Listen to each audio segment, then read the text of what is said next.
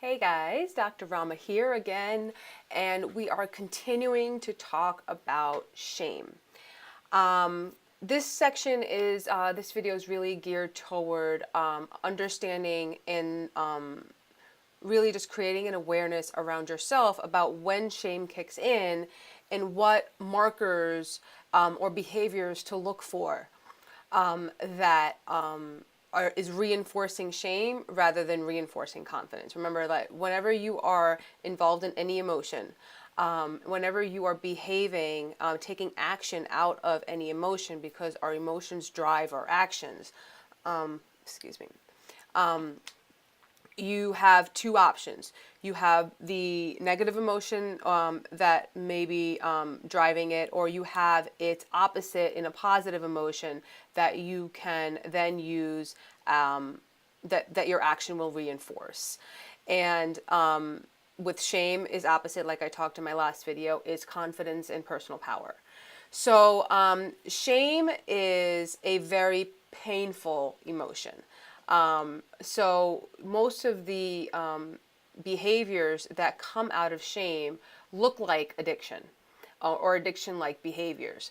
So it may not necessarily be that you, if you are a drug user, that you would, it may not necessarily be drugs or alcohol, but it could be a destructive pattern that you have or have had in the past that helps you numb pain. And that's really where any of our behaviors come from, is really just to mitigate any pain that we're feeling, because pain doesn't feel good. Unfortunately, as humans, we are designed to experience a lot of pain because we are, again, like I spoke about in my last video, we are the only species really that gets to take fear, take an instinct, take a an emotion like shame, something that causes pain, and create and transform it into intuition and power. It's we're the only ones who get to do that. So it's the feeling the pain is actually a very integral part to our healing. At the same time, it's not fun. Like, let's call a spade again. It's not a fun journey, and that's why doing it by yourself is really, and especially with shame is going to be any shame that you have. Your instinct is going to be to handle it alone, because sharing your shame means that everybody knows.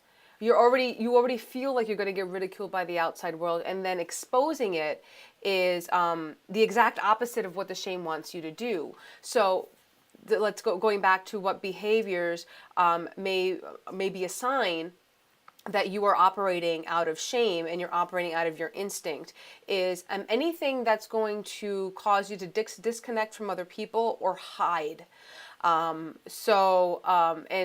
And also at the same time, obviously going to numb the pain.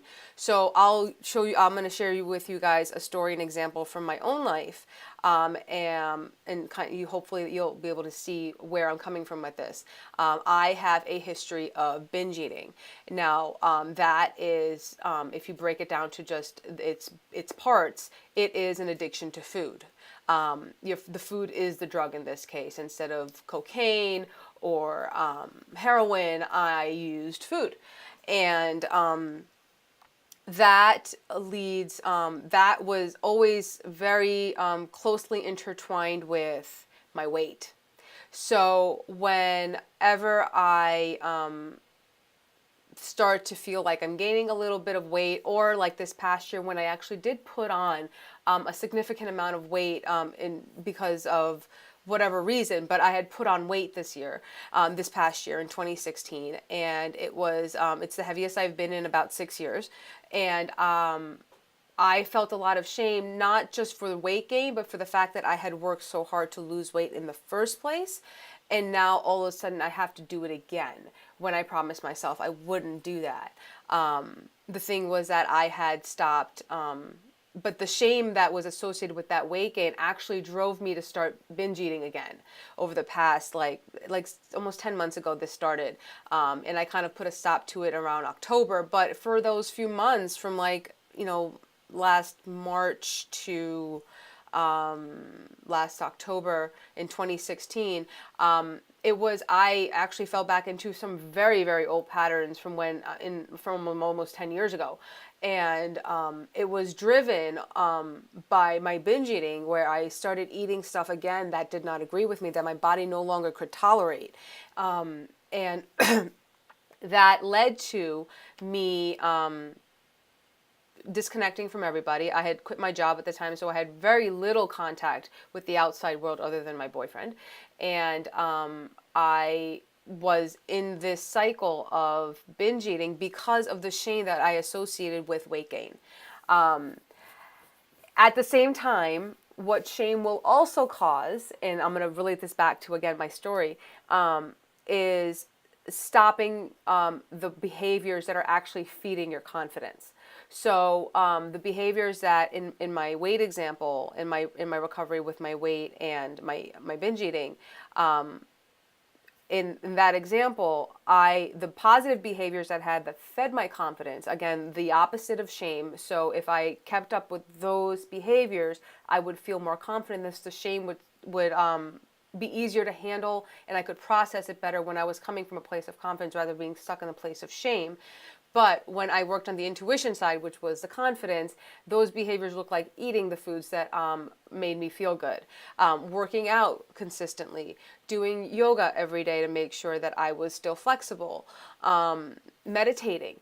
Those habits and those actions were feeding my confidence. Once the shame kicked in and kind of took over, because again, your fear will overtake anything if you are not diligent about it. And the instinct with the shame is for it to overtake its opposite, it will overtake its opposite's action, and then kind of pull you into its grasp again. So what happened was that once I started feeling the shame of the weight gain, and instead of looking at it critically, I kind of just fell back into this old thinking pattern of, well, I gained weight, and now that means I'm worthless.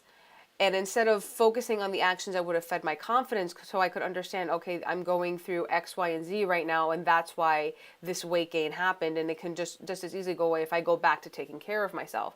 Instead, I allowed the shame to take over and stop, which as a result caused me to stop doing the eating right, the working out, the meditating, the yoga that was going to help me A, solve my weight problem, and B, make me feel more confident so the shame wouldn't be there. So I wouldn't feel the pain of the shame, and I can actually process everything that was going on. This kind of push-pull, like binge eating is one of those things that even for those who understand it, is not looked at as a traditional addiction. Now, for me, food is a very powerful drug if I am in the wrong emotional state. And it will be a lifetime of me just being very diligent around it, and constantly taking inventory. But it's really important to understand that and what that behavior kind of caused me to do, the binge eating, and then that was triggered by the shame, and then caused more binge eating and made me feel more shame. And then you see how this endless cycle starts. What it caused me to do as a result was also disconnect from everybody. I lived in the same house as my boyfriend, and I was disconnected from him and constantly just going nuts by myself. And that's really important to understand. Shame will make you isolate yourself. Shame will make you go into destructive patterns that will prevent you from working toward your goal. So it's going to be a lot of self-sabotage. Again, all of these terms, I really want you to break them down and understand what they mean, rather than just as the buzzwords that have been tossed around the psychiatric and psychological community for years. Even the mindset people use this stuff a lot, but it's really important to understand what these words mean and how you personally interpret them. So with shame and addiction, like there's traditional ways of understanding it, but addiction is really just a bad coping mechanism to deal with psychic emotional pain. That's really what addiction is. So it doesn't have to be a drug. It could be shopping. It could be TV. Again, these are examples from my own life. It could be sex. It could be any number of these things. It could still be alcohol. It could be drugs. It could be cigarettes. It could be pot. It's just a matter of, whatever you're doing, is it helping? Is it making you feel better or feel worse? And if you feel like you have to hide what you're doing, or if you feel less than if you were to share what you're doing, then there's shame. You are feeling shame, and by repeating those actions, you're reinforcing the shame. And that kind of you will self-sabotage yourself. I'll give a business example here, another one to kind of show how that may show up. I know that I went through this, and I know I spoke to a lot of women when I was doing market research 2 quarters ago that went through this. Excuse me.